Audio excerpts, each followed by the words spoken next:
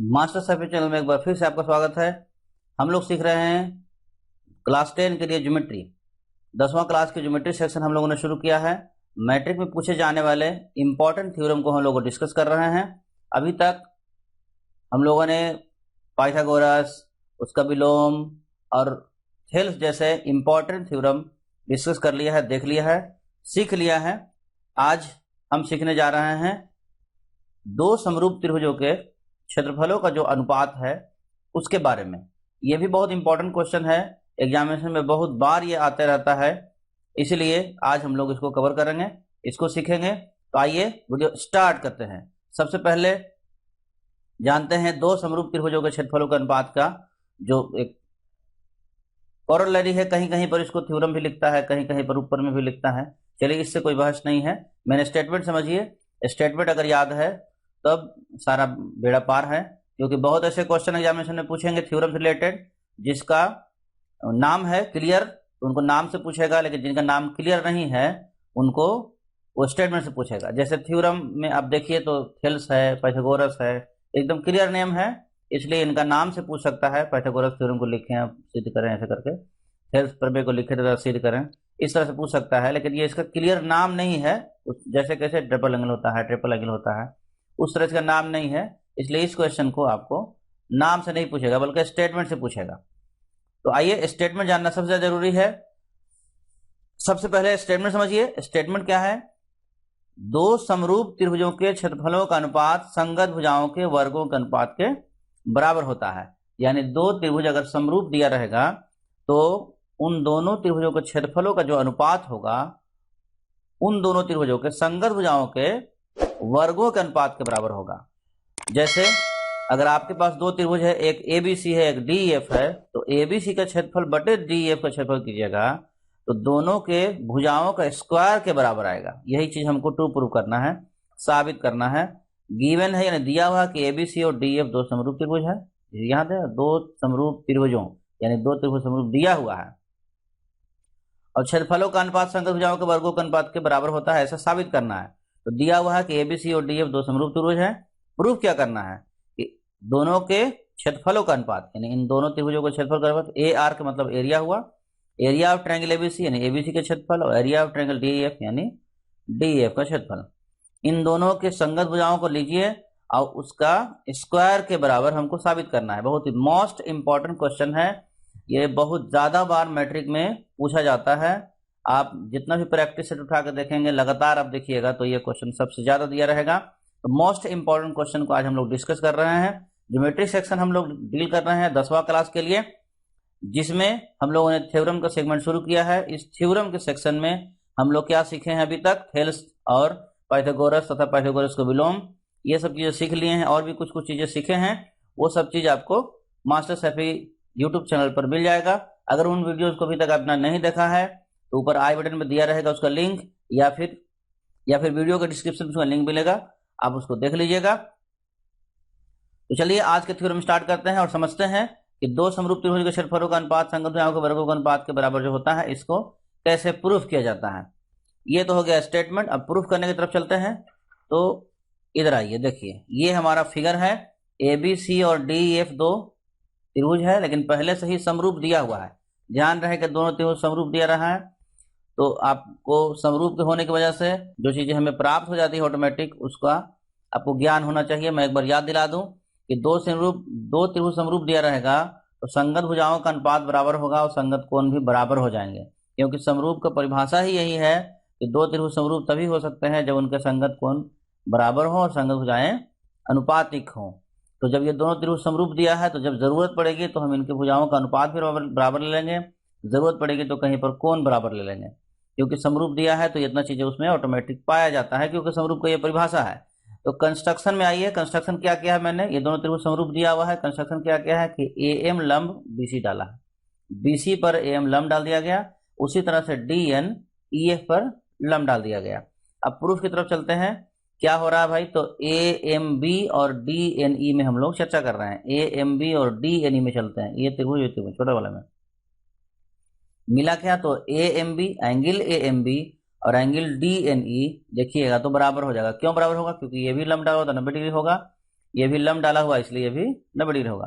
तो दोनों 90-90 होने के कारण बराबर हो गया। और A B M D N के बराबर है। क्यों? ए बी एम ये वाला एंगल और डी एन ये वाला बराबर है। क्यों बराबर है? क्योंकि पहले से ही बड़ा त्रिभुज ये वाला इसके समरूप है, और जब समरूप होता है तो त्रिभुज तो उनके संगत कोण बराबर होते हैं। इसलिए इस बड़ा त्रिभुज का जो कोण बी है वो कोण ई के बराबर होगा, संगत है। इसलिए यहाँ लिख दिया मैंने हिंट में कि A B C D F के समरूप है, इसी कारण ये बराबर होगा। अब इस तरह से इन दोनों त्रिभुज में क्या मिला? तो दो ठो कोण मिल गया। देखिए एक कोण हुआ, पहला में से एक कोण, इसमें से एक कोण, तो एक कोण फिर एक कोण। दो त्रिभुज में दो कोण बराबर जब हो जाता है तो कोण कोण समरूपता प्रमेय उसमें लागू हो जाता है। ये ऊपर में है, आपने पढ़ा होगा ट्रिपल एंगल करके एक मिलता है, उसके जस्ट बाद डबल एंगल मिलता है, ए सिमिलरिटी बोलते हैं इसको। तो ए मतलब हुआ कोण कोण, एंगल एंगल, कोण कोण समरूपता ऊपर में इसमें लागू हो जाएगा। और इस तरह से ए एम बी और डी एन ई क्या हो जाएगा? समरूप हो जाएगा। समरूप का निशान है, समरूप हो जाएगा। जैसे ही दो त्रिभुज समरूप हो जाते हैं तो संगत सभी भुजाएं यानी तीनों भुजाओं का अनुपात बराबर हो जाता है। ये समरूप का परिभाषा ही यही है। तो इस तरह से दोनों त्रिभुज जब समरूप हो गया तो इनके संगत भुजाएं अनुपातिक हो जाएंगे, यानी ए बी बटे डी ई और ए एम बटे डी एन, बी एम बटे ई एन सब बराबर हो जाएगा समरूप होने की वजह से। चलिए अब जब तीन भुजा अनुपातिक हो गया, हमको बराबर मिल रहा है, तो हम दो रख सकते हैं। जैसा मैंने बताया है पिछली वीडियो में कि अगर आपके पास 3 रुपया रहेगा तो आप अपने जेब से 2 रुपया निकाल सकते हैं, 1 रुपये भी निकाल सकते हैं और 3 रुपये भी निकाल सकते हैं, लेकिन 4 रुपया नहीं निकाल सकते हैं। हमारे पास 3 चीजें बराबर है, हम किन्हीं 2 को रख सकते हैं। जरूरत हमको 2 की थी, हमने 2 रखा। ये एन है। तो हमने क्या किया कि ए बी बाई डी और A M by D N रख लिया, बी एम बाई एन छोड़ दिया। देखिए बी एम छोटा पड़ रहा है, ये भुजा हमको इतना की जरूरत था इसलिए हमने इसको छोड़ दिया। तो बी एम बाई एन हटा दिए, A M by D N अभी रखे हुए हैं। तो इस तरह से ए बाई डी मिला, एम बाई डी एन मिल गया, इसको छोड़ दिया मैंने। अब अगर आप एक बार फिर से अवलोकन करेंगे कि ए बी सी और डी एफ पहले ही से समरूप दिया हुआ है, तो इसका मतलब है कि इसके तीनों भुजाओं का अनुपात बराबर होगा। तो जब A B C D F के समरूप है पहले से, तो यहां से यहां तक बराबर होगा। अभी इसको थोड़ा देर के लिए ढक के रखिए, यहां तक देखिए। जब दोनों त्रिभुज समरूप है तो ए बी बाई डी यानी इसका जो भुजा है और A C by D F संगत भुजा के अनुपात, फिर B C by E F अनुपात, संगत भुजाओं का अनुपात बराबर हो जाएगा। जबकि हमको यहाँ दिखाई दे रहा है कि A B by D A M by D N के बराबर है, यानी ये इसके बराबर है। तो ए बी बाई डी इसके बराबर है, ए बी बाई डी इन सब के बराबर भी है। तो पता ये चला कि चारों आपस में अनुपातिक है, मैंने अनुपात में बराबर है चारों। ठीक है, इसको हमने फर्स्ट मान के रख लिया, इसकी जरूरत पड़ेगी इसलिए फर्स्ट इसको मान लिए। चलिए अब आगे बढ़ते हैं। तो इससे हमें हासिल क्या हुआ, अब चलते हैं जो मेन मूल क्वेश्चन हमारा है। मूल क्वेश्चन है कि त्रिभुज एबीसी का क्षेत्रफल और त्रिभुज डी एफ के क्षेत्रफल का अनुपात क्या होगा, किस तरह से हम लोग ए बी स्क्वायर और डी ए स्क्वायर इत्यादि में बदलने की कोशिश करेंगे।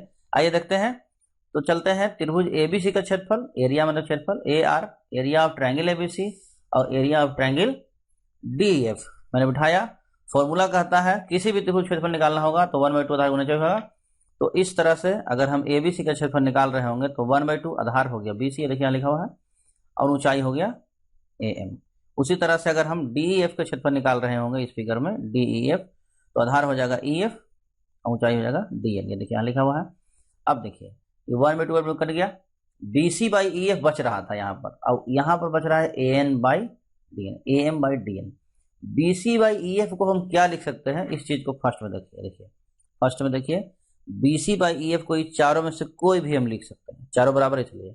तो B C by E F को हम A B by D E लिख दिए, चलिए लिख दिए। देखिए B C by E F को हम ए बाई डी लिख सकते हैं। उसी तरह से A M by D N को हम क्या लिख सकते हैं, तो A M by D N को इन चारों में से कोई भी लिख सकते हैं, बराबर है इसलिए। तो हम A M by D N को भी ए बी बाई डी लिख दिए, A M by D N को हटा के ए बी बाई डी लिख दिया। क्यों ऐसा लिखे हैं, ताकि ये गुना करके स्क्वायर बदल सके। हम चाहते तो दूसरा भी लिख सकते थे, लेकिन गुना स्क्वायर नहीं होगा, इसलिए स्क्वायर बदलने के लिए एक जैसा लिखे हैं। चलिए हो गया, यहां तक तो एकदम क्लियर है, कोई कंफ्यूजन है नहीं। अब देखिए फाइनल हम लोग पहुंच गए हैं फाइनल रिजल्ट के पास, कि अब यहां से क्या करेंगे, थोड़ा समय के लिए इस चीज को ढक के रखते हैं। ठीक है, एक नया चीज केवल सोचिए यहां से कि अगर हमारे पास ए बी बटे डी ई है तो इसे हम क्या लिख सकते हैं। देखिए ए बी बटे डी है तो अब चारों लिख सकते हैं, तीनों लिख सकते हैं, दो भी लिख सकते हैं, आवश्यकता अनुसार अब लिख सकते हैं। तो ए बी बाई डी को हम ए सी बटे डी एफ लिख सकते हैं और बी सी बटे ई एफ भी लिख सकते हैं। तो हम ए बी बाई डी को लिख सकते हैं ए सी बटे डी एफ, और ए बी बाई डी को लिख सकते हैं बी सी बटे ई एफ। इतना हम लोग लिख सकते हैं। ये तो परिभाषा से भी है और हमारे पास फर्स्ट में भी है, देखिए यहाँ भी है। वैसे भी हो सकता था क्योंकि ए बी सी और डी एफ दो समरूप त्रिभुज हैं तो उनके भुजाओं का अनुपात बराबर होगा, ऐसे भी हो सकता था। चलिए यहाँ तक तो हम समझ गए, कितना लिख सकते हैं। अगर इस पर स्क्वायर करेंगे तो चूंकि ये बराबर चल रहा है इसलिए सब जगह सेम चेंजिंग आएगा, सब जगह स्क्वायर हो जाएगा।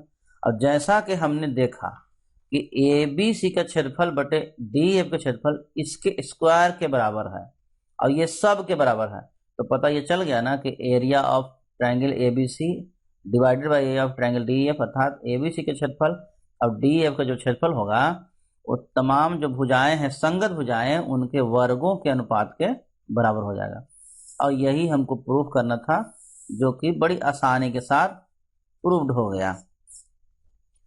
तो इस तरह से हम लोगों ने आज सीखा कि दो समरूप त्रिभुजों के क्षेत्रफलों का अनुपात किस तरह से उनके भुजाओं के साथ संबंधित है। एक बार दोहरा दें आपको, दो समरूप त्रिभुजों के क्षेत्रफलों का अनुपात संगत भुजाओं के वर्गों के अनुपात के बराबर होता है। ये बहुत ही बढ़िया, बहुत ही इंपॉर्टेंट ऊपर में है, इसलिए इसको अच्छा से आप लोग दोबारा रिपीट करके देख लीजिएगा, वीडियो बढ़िया समझ लीजिएगा। एग्जामिनेशन में बहुत बार आया है, विश्वास नहीं हो तो आप प्रैक्टिस सेट निकाल के देखिए, क्वेश्चन बैंक निकाल के देखिए, आपको पता चलेगा। तो बहुत ही मेहनत के साथ मास्टर सैफी आपको सेवा दे रहा है, इसलिए अन्य और भी इसी तरह की सेवाएं आप तक पहुंच रहे।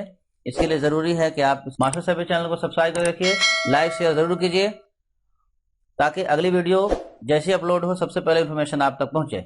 आज के लिए बस इतना ही, मिलेंगे हम लोग अगली वीडियो में अगले थ्योरम के साथ, अगले कुछ नए क्वेश्चन के साथ। तब तक के लिए दीजिए हमें इजाजत।